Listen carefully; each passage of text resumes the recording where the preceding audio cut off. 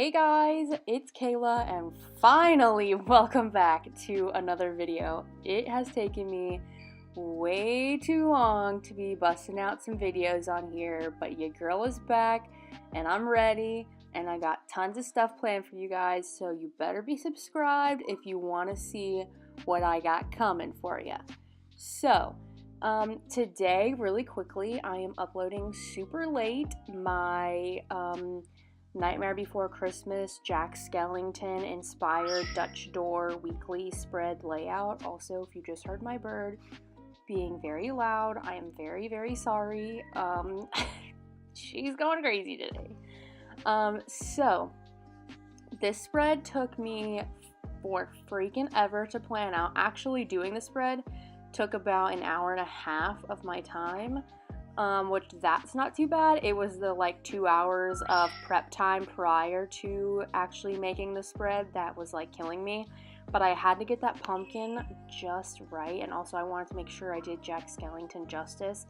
And I'm very proud because I drew him by hand. I just looked at a picture and drew him, and I didn't think I was that good, but I feel like, you know what, girl, I'm pretty good.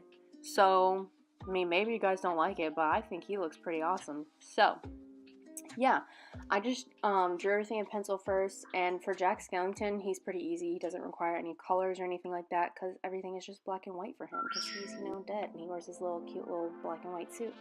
So, I just have him on one side of the page, and then a pumpkin on the other side of the page. Now, I knew I wanted to do this, Dutch door pumpkin thing, right?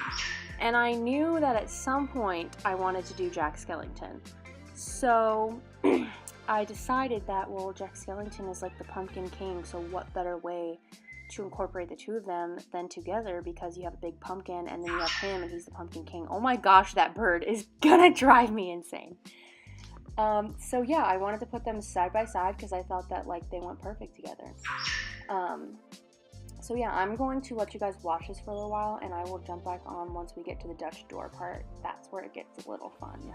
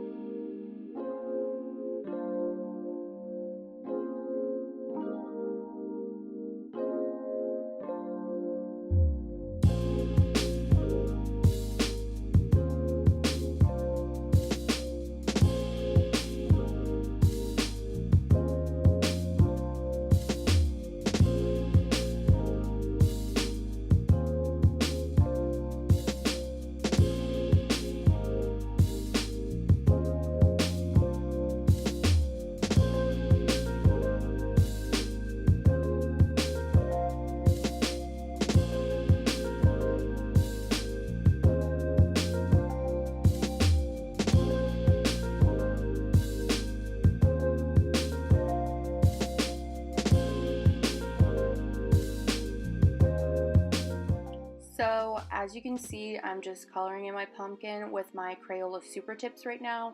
I just use 2 different shades of orange, and I'm really glad you can like see all the like streaks in it because I feel like it really gives the pumpkin some texture. Now I'm drawing the face. Now I did this on a separate sheet of paper because I didn't want the black ink to bleed through, because it is a Dutch door layout and I am using the other side as an actual weekly spread, which you'll see shortly. So I didn't want that black to bleed through because that would just be distracting on your weekly spread and just not cute. So I did draw the face on the pumpkin first, and then I just like used this piece of paper, put it over top of the pumpkin, and you know, traced it. And I did that because I wanted to make sure the sizing was correct, and also because at first I didn't think that's what I was going to do, and then I ended up doing that. So now what I'm doing is taking out my cutting mat, which as you can see is full of a lot of duct tape from many years ago when I was making duct tape wallets, and let me tell you, that duct tape is stuck on there permanently right now. It is like so sticky and gooey. It was, yeah. So I'm using my cutting mat and my little X-Acto knife, which I have not used in forever.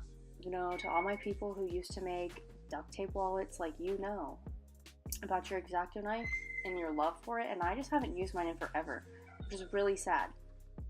So anyway, I'm getting in there, cutting it out. The reason I use the X-Acto knife is just because you have to cut part of that page like right up at the seam, and that's like really hard to get with your scissors, and also getting that detail with your scissors is really difficult as well. So that's why I use the mat and the X-Acto knife. Now I'm just cutting out the face, and I'm just going to glue that on there. Super simple, easy peasy, lemon squeezy.